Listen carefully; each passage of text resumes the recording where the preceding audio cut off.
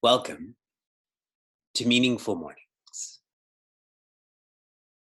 In Easy Evenings, we are exploring our 14th value, which is santosha, which in English means contentment. Keeping this value in mind, let us all pray, not out of purpose for something or someone, but let us pray out of gratitude. Quieten your minds, be grateful.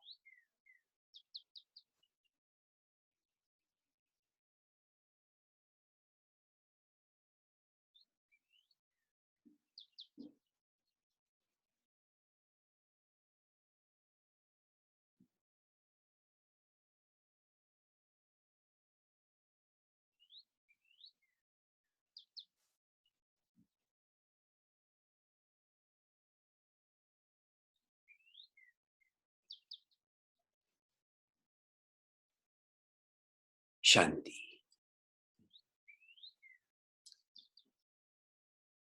We began Bhagavad Gita in the courtroom of Dhritarashtra. Scene 1 was Dhritarashtra asking Sanjaya what's happening in Kurukshetra. Scene 2 is Sanjaya describing to Dhritarashtra, even though they're physically together, Dhritarashtra can't see anything. Sanjaya can see far away. And he's describing his insecure son, that is Duryodhana, as he's interacting with Drona and Acharya Bhishma. Scene 3, Acharya Bhishma, who is secure, is trying to make everyone else secure. He blows his conch. No freeze, no flight. We are going to fight. Scene 4, as the Kauravas react to Acharya Bhishma, Prince Arjuna enters the scene. He and the Pandavas also react to the reaction of the Kauravas. And Prince Arjuna asks Sri Krishna to put his chariot between both armies. Scene 5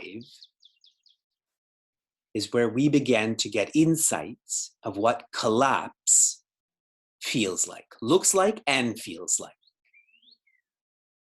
Prince Arjuna, an icon of worldly confidence. That's what he's described as having long hair. Who at 85 years old has long hair? Yes, and so on. But he keeps on cracking. We feel like he's cracked the most, but not yet. There's still a few more descriptions of his cracking. Scene 6 began in chapter 2, where Sri Krishna is testing Prince Arjuna's openness. He's testing Prince Arjuna's emotions. He calls him impotent. He calls him small-hearted. And in the same scene, now Prince Arjuna has come back and is still justifying what he's doing, what he's feeling. What this shows is that Prince Arjuna's injury or crisis is real. I'm reminded of, like, if I show Vyasa a bruise of mine, he'll push it. Does it hurt? Yes, Vyasa, it hurts. Now leave it alone. So this is scene 6. And the main points that Prince Arjuna is now sharing, dukkha nivritti, he feels, is better than sukha prapti. Dukkha nivritti is escaping pain. Sukha prapti is embracing peace. He thinks this is better because he doesn't know sukha prapti. When we are not clear that there's a better choice, a better path, then what do? We succumb, we become complacent, we normalize that which is less. This is what he's doing. He's confused about escaping and embracing, and he's choosing the easier path. He continues. We're on verse 6 of chapter 2.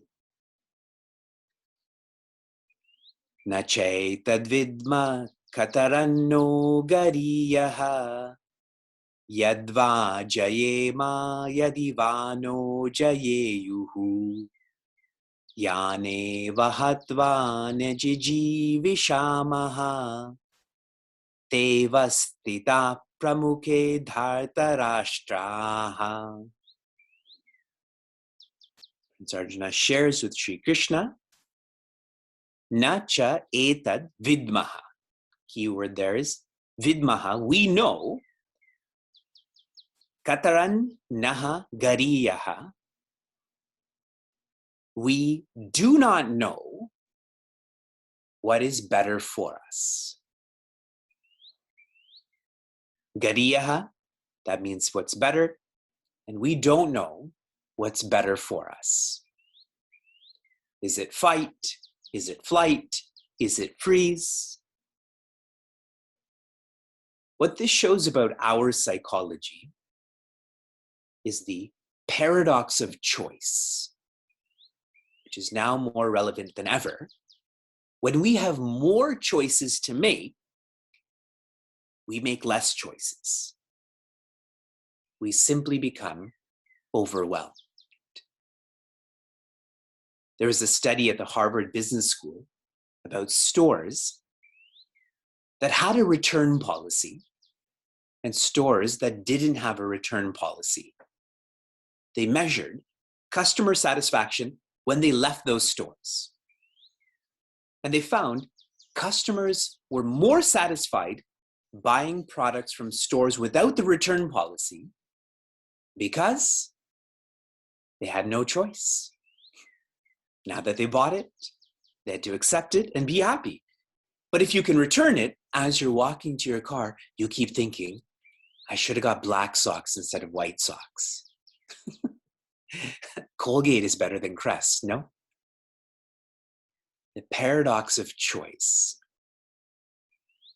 Making this even more relative. Whatever you do that increases your doubts, that is just information. It is not education. Education is that which makes you more decisive, which is a function of the intellect.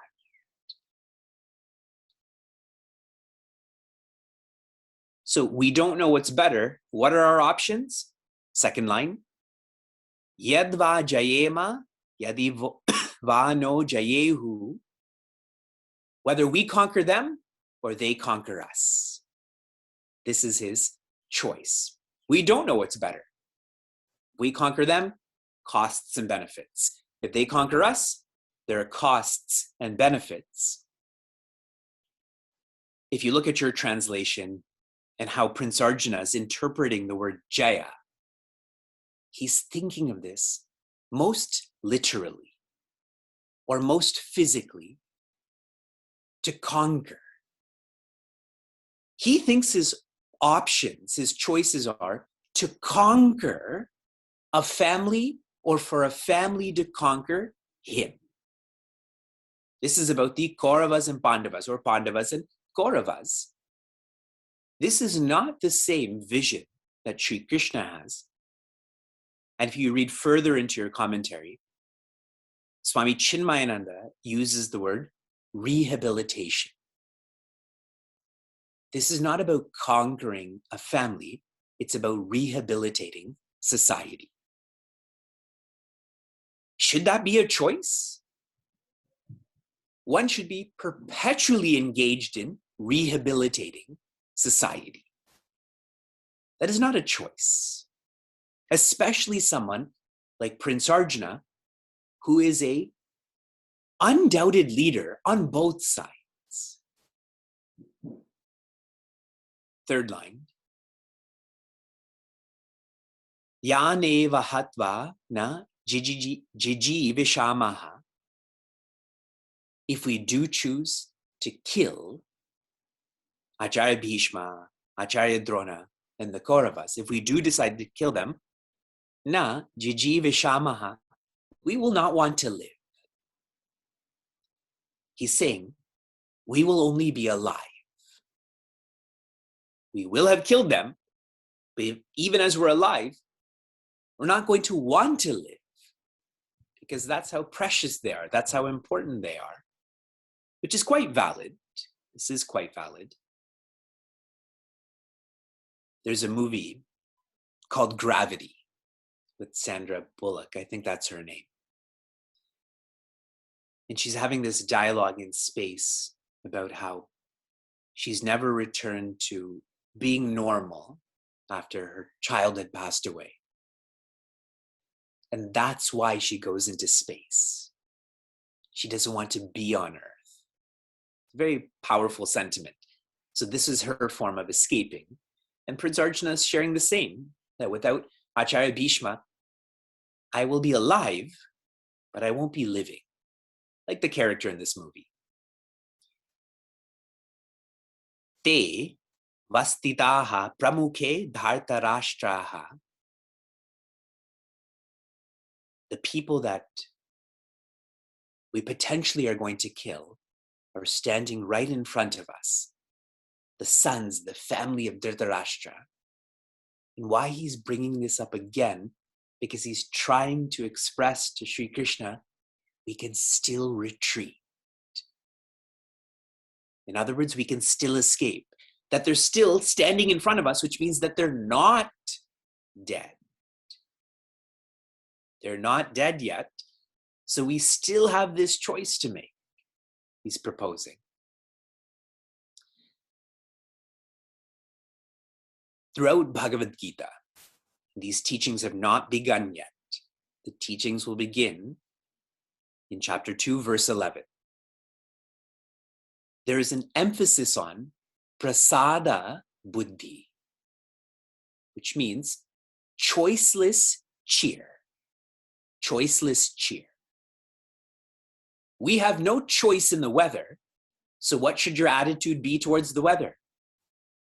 Be cheerful. What's the point in complaining? I would say that for so many things, I have no choice in the texture of my hair, finally. Correct? I have no choice in the vasanas of my kids. Everyone's in sync with me. This is all to be interpreted as prasada. It is the creator or the original parent that is doing. Here too, I've shared with you that Sri Krishna is doing all of this. He's arranging all of these pieces in creation. He's the one who's doing this. And what Prince Arjuna's feeling, what our bhava should be, is we are instruments. An instrument accepts cheerfully, no different than a physical instrument you may play. If you play the tabla, does it resist you? Don't hit me so hard. Why don't you use this finger instead of that finger? or the piano, or the guitar, or the drums, anything. Yesterday you heard Vyasa just playing our table as an instrument. Throughout Bhagavad Gita, I will highlight this for you, the idea of choice versus no choice. From inspiration to application. Your application was to reflect on facets of your life that are unnecessarily complex. And lots of you have been sharing on chinmayaniagara.com, which I've been enjoying a lot. Tomorrow I'm going to read some insights for you. Any observations about what you make too complex? My observation here is, whenever you plan to do less, that's unnecessarily complex. Micro example, when your alarm clock is going off, what should you do? Get up. But see how many plans come in our minds about why we shouldn't get up. Whenever we're planning to do less, we're overcomplicating matters. Just do more. Give more. Your application for this morning is, I want you to memorize chapter 2, verse 7. I shared with you, this is the game-changing verse of this conflict. Memorize it. We will study this slowly. Shanti, Shanti, Shantihi. Be safe, be sound, be serene, be happiness.